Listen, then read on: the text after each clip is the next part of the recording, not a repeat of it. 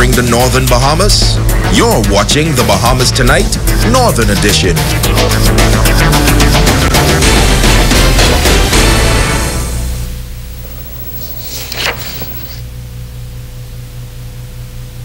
Carl Smith's construction company.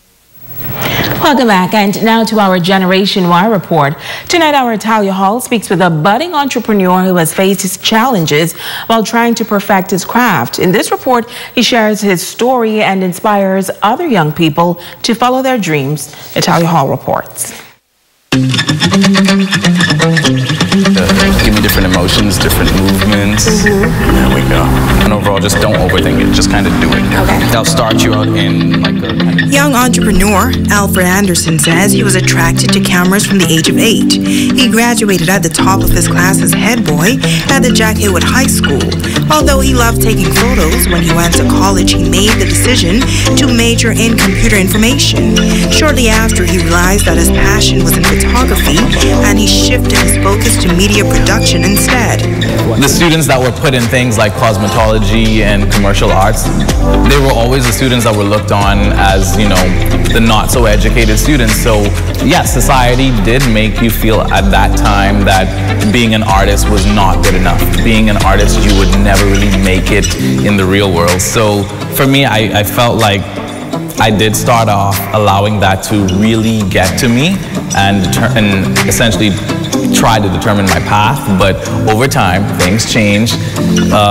People now, everyone wants to be a photographer or a videographer or in general in the arts. But shortly after enrolling in college, Alfred was faced with one of the toughest moments in his young adult life. He was forced to stop college and did not have an opportunity to obtain his degree. That was a very dark moment for me, and it honestly ended up becoming probably one of my brightest moments, because it was during that time of depression that I was able to really find myself and really find my passion. And then of course, I started just posting things, and then one client would come and it's like, oh hey, can you take these pictures of me? And then ka-ching, it was like cash, and I was like, oh, okay, well, maybe it's not the end of the world. Alfred then returned home and got his business off the ground. The young photographer who started out taking photos of his family members has now formed relationships with many corporate companies. He had this bit of advice for those young persons who may be struggling with their careers. Once you truly love what you do, it will make room for you.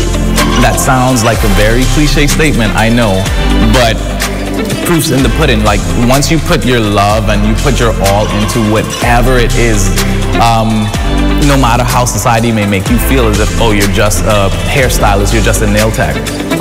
No, there are people in Hollywood and the real world making millions of dollars from curling someone's hair or however you want to formulate it. But the point is, sky's the limit.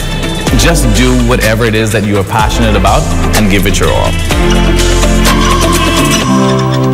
Way to go, Alfred. Well, a local sorority rolling out the red carpet in honor of a long-serving member for her contributions to the organization and the community. Che Philippe has more.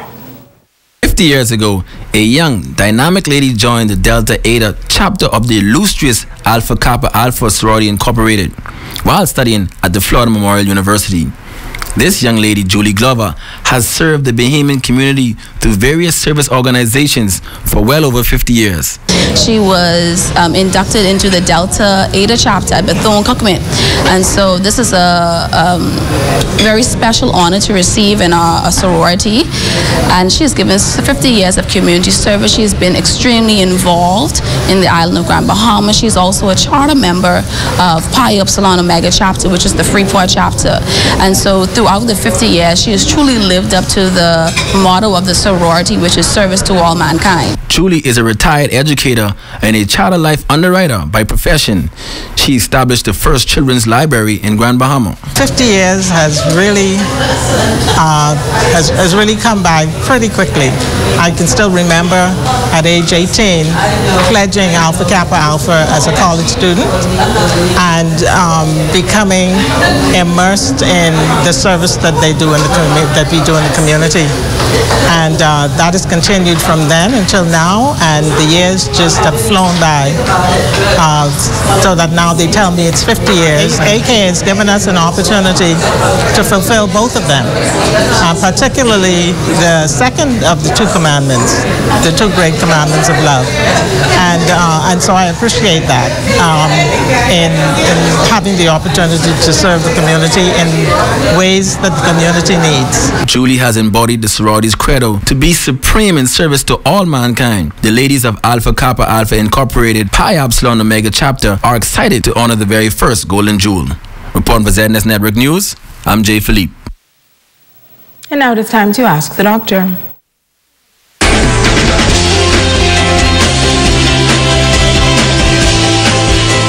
Welcome. Elaine from Freeport asked, what are the early signs of autism disorder in children?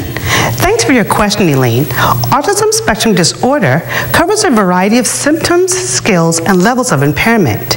Essentially, it is a serious neurodevelopmental disorder that impairs a child's ability to communicate and interact with others.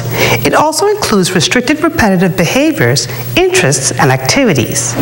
These issues cause significant impairment in social, occupational, and other areas of functioning. Some children show signs early in infancy. However, others might develop normally for the first few months or years of life, but then suddenly become withdrawn, aggressive, or lose language skills they've already acquired.